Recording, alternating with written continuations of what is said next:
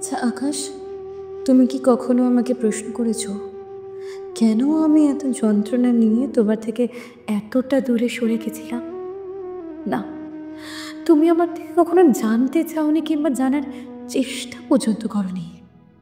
আসলে জানো তো আকাশ, আমার যন্ত্রণাগুলো আমি লুকিয়ে রাখতে রাখতে কেমন যেন নিথর পাথরের মতো হয়ে গেছি। আকাশ, আকাশ জানো তো এখন না, আমি আর কবিতা লিখি না। আমি এখন আর কবিতা লিখি না, উপন্যাস লিখি না, সাহিত্য লিখি না। কিন্তু জানো তো আকাশ, আমি একা একা বসে কেমন যেন হাবি জাবি ভাবি। মাথা নেই, মুন্ডু নেই, কোনো শব্দ নেই।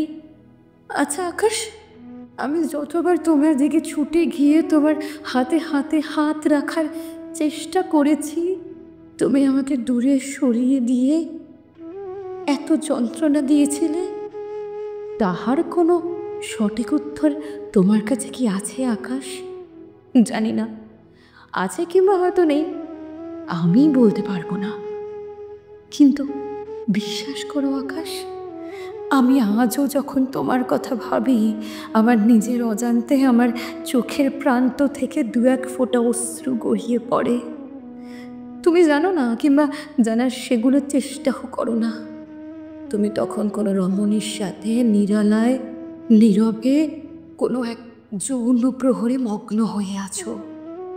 আচ্ছা আকাশ, ভালোবাসতে গিয়ে কি দিনের পর দিন, রাতের পর রাত এত অশ্রু উপহার পেতে হয়? উত্তর দাও। কি হলো, চুপ হয়ে আছো কেন? আমি তোমার উত্তরের অপেক্ষা করছি আকাশ। কি হলো, এরকম অবাক চোখে আমার দিকে তাকিয়ে কি দেখছো? শান্তশিষ্ট মেয়েটা কিভাবে এরকম দাপুটে ভাষায় তোমায় আক্রমণ করছে? আমি আজকে সব কিছু পারি আকাশ।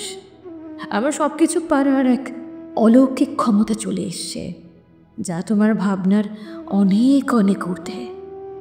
বিশ্বাস করো আকাশ, আজকে আমি বুঝতে শিখেছি, আমি লড়তে শিখেছি, আমি সমাজের সঙ্গে যুদ্ধ করতে শিখেছি।